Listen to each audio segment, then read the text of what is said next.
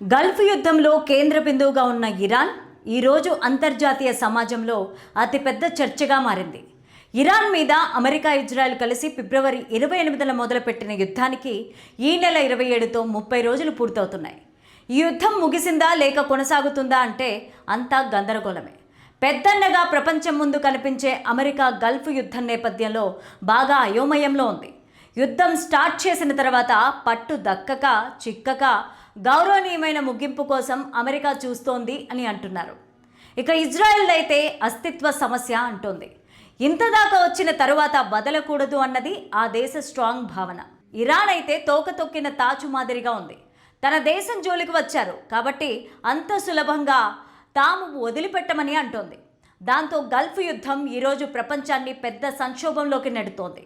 ఈ యుద్ధం దీర్ఘకాలం కొనసాగితే ఇంధన సమస్యతో పాటు గ్యాస్ సమస్య తలెత్తి దేశాలకు దేశాలే ఆర్థిక సునామీకి గురయ్యే ప్రమాదం పొంచి ఉంది.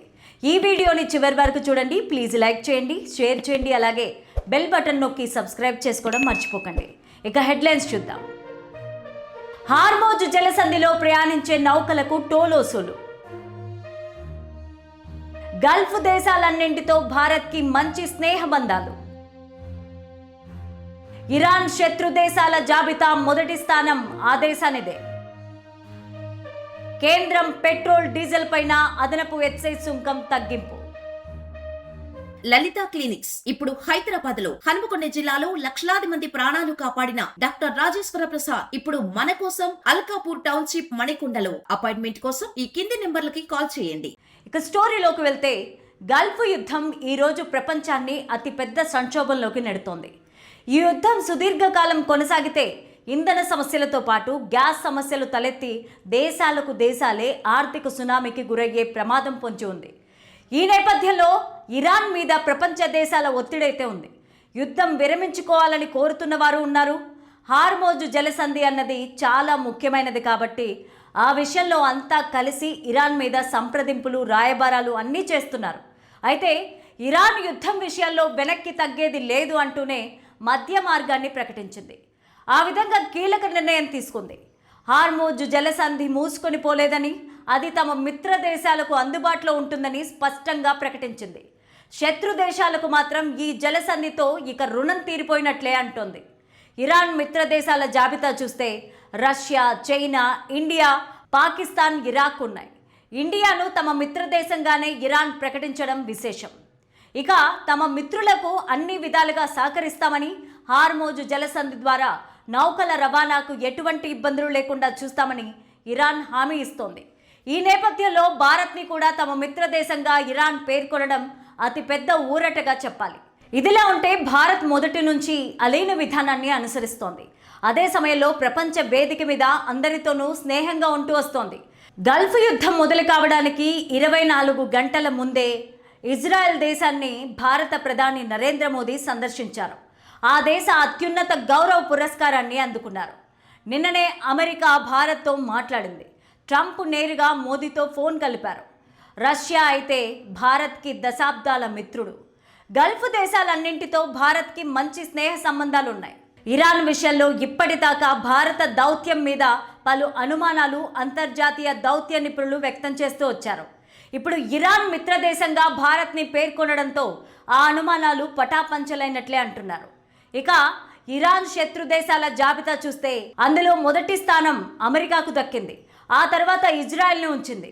ఇక ఈ యుద్ధానికి పరోక్షంగా సహకరిస్తున్నాయని గల్ఫ్ దేశాలను ఇరాన్ శత్రువుల లిస్టులో ఉంచింది. దాంతో ఈ దేశాల నౌకలను ఎట్టి పరిస్థితుల్లో హార్మోజ్ జలసంధిలోకి అనుమతించమని ఇరాన్ విదేశాంగ మంత్రి అబ్బాస్ అరాగ్జీ స్పష్టం చేశారు. ఇక మిత్రులతో తమ బంధం అంతా ఫ్యూచర్లో కూడా కొనసాగుతుందని, యుద్ధం ముగిసిన తర్వాత కూడా బలంగా ఉంటుందని ఆయన ప్రకటించారు. అయితే మిత్ర దేశాల నౌకలు హార్మోజ్ జలసంధి మార్గంలో వెళ్ళాలి అంటే కొన్ని నిబంధనలు పాటించాలని ఆయన చెప్పుకొచ్చారు. తమతో పూర్తి కోఆర్డినేట్ చేసుకుంటూ ముందుకు సాగాలని ఆయన అంటున్నారు. అంతేకాదు ఇక మీదట హార్మోజ్ జలసంధిలో ప్రయాణించే నౌకలకు టోల్ వసూలుంటుందని ఇరాన్ చెప్పడమే అతిపెద్ద విశేషంగా అంతా చూస్తున్నారు. దీంతో యుద్ధం తెచ్చింది సాధించింది ఏంటి అంటూ టోల్ బాదుడు అని అంతా అనుకుంటున్నారు. ఇకపోతే వాహనదారులకు భారీ ఊరట లభించింది. Iran versus Israel America war నేపథ్యంలో భారతదేశంలో ఇంధన సంక్షోభం నెలకొనింది. పెట్రోల్ డీజిల్ కోసం బంకుల వద్ద వాహనదారులు క్యూ కడుతున్నారు. పెట్రోల్ డీజిల్ కొరతతో పాటు ధరలు భారీగా పెరిగాయని వాహనదారులు ఆందోళన చెందుతున్నారు. ఇలాంటి సిచ్యువేషన్స్లో కేంద్ర ప్రభుత్వం కీలక నిర్ణయం తీసుకుంది. వాహనదారులకు భారీ శుభవార్త చెప్పింది. పెట్రోల్ డీజిల్ పైన విధిస్తోన్న అదనపు ఎక్సైజ్ డ్యూటీని తగ్గిస్తూ కేంద్ర ప్రభుత్వం నిర్ణయం తీసుకున్నట్టు సమాచారం. పెట్రోల్ పైన లీటరుకు 13 నుంచి 3 రూపాయల వరకు తగ్గించగా డీజిల్ పైన 10 రూపాయల వరకు పూర్తిగా తొలగించింది. ప్రపంచవ్యాప్తంగా పెరిగిన ఇంధన ధరల భారాన్ని ప్రజలపైకి బదిలీ చేయకుండా ఈ చర్య కొంతమేరకు ఉపకరించవచ్చని నిపుణులు పేర్కొంటున్నారు. మరో వాదన ఏంటంటే కేంద్ర ప్రభుత్వం అదనపు ఎక్సైజ్ సుంకం తగ్గింపు నిర్ణయం నేరుగా వినియోగదారుడికి ప్రయోజనం లభించడం లేదు.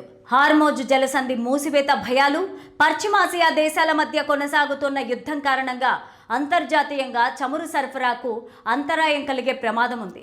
ఈ నేపథ్యంలో పెరిగిన దిగుమతి వ్యయాన్ని తగ్గించుకోవడానికి, చమురు సంస్థ ఆర్థిక రికవరీకి సహాయపడడానికి ఈ సుంకాల కోత ఉపయోగపడుతుందని పేర్కొంటున్నారు.